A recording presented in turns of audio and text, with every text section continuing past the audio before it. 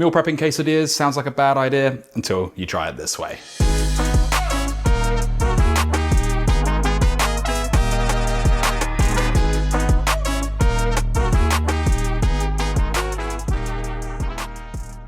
Starting with the Chipotle yogurt sauce because it needs time in the fridge to develop. Add 400 grams or 14 ounces of high protein Greek yogurt into a bowl. 2 to 3 Chipotles in adobo finely chopped, or if you've got it already chopped up and in a paste like what I have, roughly 2 tablespoons. Add in the juice of 1 lime. I like to use a fork and then twist it around and then you get a little bit of that pulp in there as well, but of course just do whatever's easiest to you. Add in 2 garlic cloves and we can run these along a microplane to create a paste. You can also mince them if you prefer. Then season well with salt and cracked black pepper, roughly 10 cracks worth, and mix until it's completely smooth. Half of this goes inside the quesadillas and the other half gets stored separately for dipping at eating time. We can place this in the fridge while everything else gets prepped. Moving on to 150 grams or 5.3 ounces of Spanish chorizo. We're going to finely dice this, and when I say finely, you don't have to go super fine, but we do want those thin pieces. The Spanish chorizo is already cured and loaded with paprika and garlic, so it's bringing serious depth to the flavor before it even touches the heat. 2 large chicken breasts. These can be cut into small, even cubes. I like to butterfly the chicken first and then slice it in half into 2 even fillets. Slice it into strips and then rotate. You can cut these however you like. You can also slice them into strips, but the small pieces fit perfectly into these quesadillas.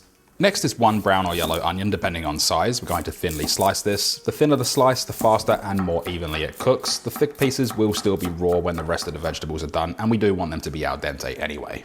Along with that, 1 red and 1 green bell pepper or capsicum. Depending on size, you may need 3. These ones were quite small. We're going to slice around the core, standing it up. This just minimizes any of that seed and pith coming along with it. These 2 are going to look incredible in the quesadillas, and the sweetness of the red against the slight bitterness of the green balances the smokiness of the chorizo perfectly.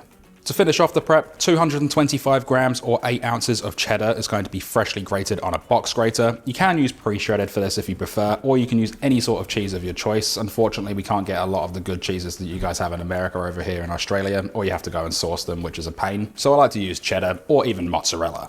Now the chorizo goes into a cold pan over medium heat. Starting it cold lets that fat render out slowly and completely, and we're going to cook this for about 3 to 4 minutes until the edges are crispy and all of that deep red fat has pulled in the bottom of the pan. If your chorizo isn't really rendering too much fat, you can add a splash of olive oil here. That deep red fat is loaded with paprika, garlic and pork flavor, and every drop of it is going to stay in that pan, so once that's done we can then remove the chorizo with a slotted spoon and just set it aside. The chicken can go straight into that chorizo fat over medium-high heat, and then we can add in 1 teaspoon each of chili powder, cumin, smoked paprika, garlic powder and onion powder, and then season with salt and cracked black pepper, about 10 cracks worth. Because I've cut these really small, they're only going to cook for about 2 to 3 minutes, and if you keep it over that high heat and don't overcrowd the pan, you're going to get a beautiful color on there. The moment that they're golden on the outside and cook through, they can come off the heat. Nobody likes overcooked chicken, especially in a quesadilla. We can add in the chorizo and any fat that may have pulled up in the bowl, and you can add in 20 grams or 0.7 ounces of roughly chopped fresh coriander or cilantro. And I'm also going to squeeze in the juice of 1 more lime over here, again with that fork technique, just to get a little bit of pulp in there too. Toss everything together. The lime's going to cut through the richness of the chorizo fat, and that coriander or cilantro just keeps everything fresh and tasty. And then just transfer this to a bowl and set it aside. Going to be using the same pan again just to reduce dishes. We can add a tablespoon or 15 milliliters of olive oil into that pan over a medium-high heat. The onion and both capsicums can go in together, season with salt and pepper, and we're going to cook this for about 6 to 8 minutes, stirring it occasionally, just until the vegetables have softened and starting to get those charred edges. That char is flavor, so don't be tempted to reduce the heat to avoid it. After that timing, those charred edges on the capsicum and onion are exactly what you want. It adds smokiness to the vegetables and pairs perfectly with the chorizo. We can remove the pan and set it aside.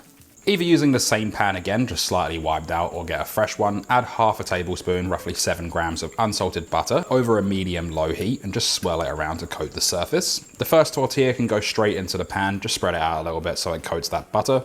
1/6 of that Chipotle yogurt sauce can be spread evenly across the tortilla, leaving a small border around the edge, and that border just stops the filling spilling out when the second tortilla goes on. Add 1/6 of that freshly grated cheddar or whatever cheese you're using. This can go straight on top of the sauce, and I'm going to spread it out again, just going up to that border. Add in 1/3 of the chicken and chorizo mixture, spread it evenly across the surface, right to the border again, so every quarter has the same amount of filling. And we can add 1/3 of that fajita vegetables on top, the onion and capsicum distributed evenly throughout.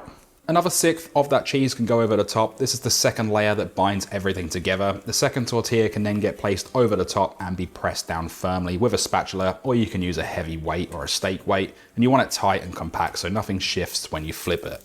Cook this for about 3 to 4 minutes over a medium-low heat with the weight on top. The even contact across the surface just means that golden color from edge to edge, and that cheese melts consistently throughout. And when you lift the edge and see that deep golden color underneath, it's ready to flip. And I don't recommend just flipping this in the pan with a plate on top because there is a lot of oil in there. What I did is ended up transferring it to a plate, flipping it on the plate, and then sliding it back into the pan for safety reasons.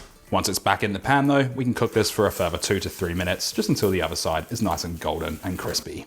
Allow them to rest for 2 minutes before cutting. If you cut them immediately, it just lets all the heat escape and all of the filling falls apart, and then straight down the middle, both ways into quarters. Like I said, this recipe makes 3 whole quesadillas. If you cut them into quarters, you're going to get 12 quarters across however many containers you need, 2 to 3 pieces per serve depending on your appetite. For all storage and reheating instructions, I'll have all of the details in the description below, but there is only one thing left to do, and that is we can then dip it in our leftover sauce, and we can then dig in.